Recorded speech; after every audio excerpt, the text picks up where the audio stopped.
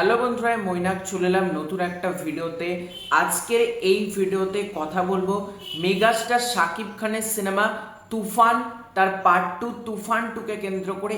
এছাড়াও এই ভিডিওতে কথা বলবো সিয়াম আহমেদ, নাজিফা তুসি, চঞ্চল চৌধুরী, মোস্তফা মানোয়ার অভিনীত এবং রায়হান রাফি পরিচালিত আন্ধার ছবিটাকে কেন্দ্র করে। সেটার এক্সক্লুসিভ রিলিজ ডেট তোমাদেরকে জানাবো, আন্ধার কবে মুক্তি পাবে সেটা নিয়ে আজকের এই ভিডিওতে আলোচনা করব। তার আগে ছোট্ট অনুরোধ করব, তোমরা প্রত্যেকে গোটা ভিডিওটা দেখো।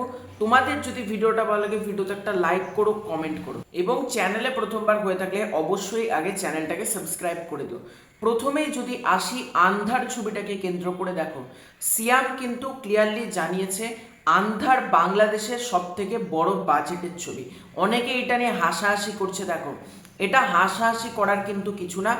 আন্ধার ছবিটা কিন্তু, এটুকু তোমাদেরকে আমি আশ্বাস দিচ্ছি, নেটফ্লিক্স, অ্যামাজন প্রাইম বা বড় বড় ওটিটি প্ল্যাটফর্মে যেরকম লেভেলের কাজ হয় এটা কিন্তু সেই লেভেলের কাজ হয়েছে। মানে এটা কোনোভাবেই বাংলার কাজ বা বাংলাদেশের কাজ এটা কিন্তু মনে হবে না। এটা পুরোপুরি হলিউড লেভেলের একটা কাজ হয়েছে। এটার ওপেনিং সিন থেকে শুরু করে শেষ সিন পর্যন্ত দর্শক কিন্তু এত সুন্দর ভিজুয়াল পেতে চলেছে, যেরকম আমার কাছে খবর রয়েছে এই ছবিটার।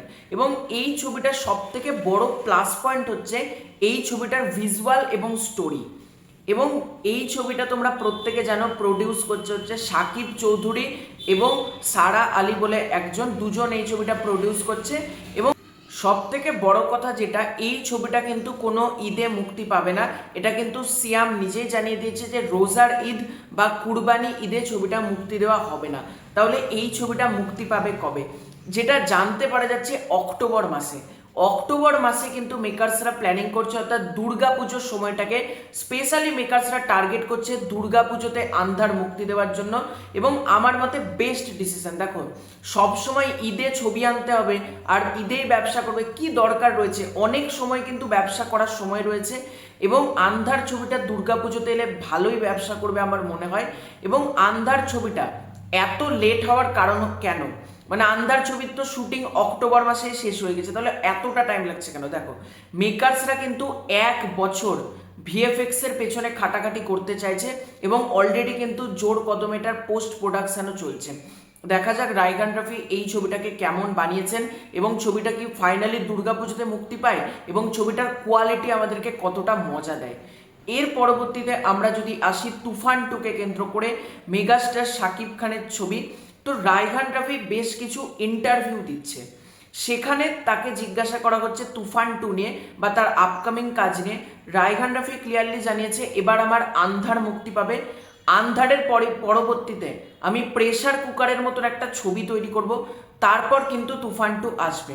অর্থাৎ রায়হান রাফি, শুধুমাত্র আমি একটা ইন্টারভিউর কথা বলছি না, মাল্টিপল আমি ইন্টারভিউ দেখলাম।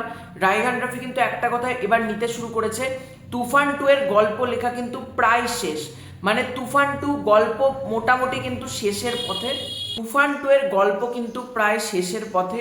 এবং যেটা জানতে পারা যাচ্ছে সব কিছু ঠিক থাকলে কিন্তু 2027 সালের কুরবানি ঈদে তুফান 2 আসতে চলেছে। অর্থাৎ মেগাস্টার শাকিব খান এবং রায়হান রাফির এই কোলাবোরেশনটা আমরা পেতে চলেছি। এবং তুফান 2 দেখার জন্য প্রতিটা বাঙালি যেভাবে অপেক্ষা করছে, তুফান 2 তো আনতেই হবে রায়হান রাফিকে। এবং আগামী বছর কুরবানি ঈদই কিন্তু তুফান 2 এর জন্য মানে 90% কিন্তু কনফার্ম যে পরের বছর কুরবানি ঈদেই কিন্তু তুফান 2 আসবে। দেখা যাক তুফান 2 কেমন হয় এবং তুফান 2 এর অফিসিয়াল অ্যানাউন্সমেন্ট কবে আসে, মানে Chorki, SVF, alpha I official announcement কবে করে সেটা দেখার জন্য ডেফিনেটলি অপেক্ষা করব। তো তোমাদের এই দুটো ব্যাপার নিয়ে কি মতামত কমেন্ট করে জানিও।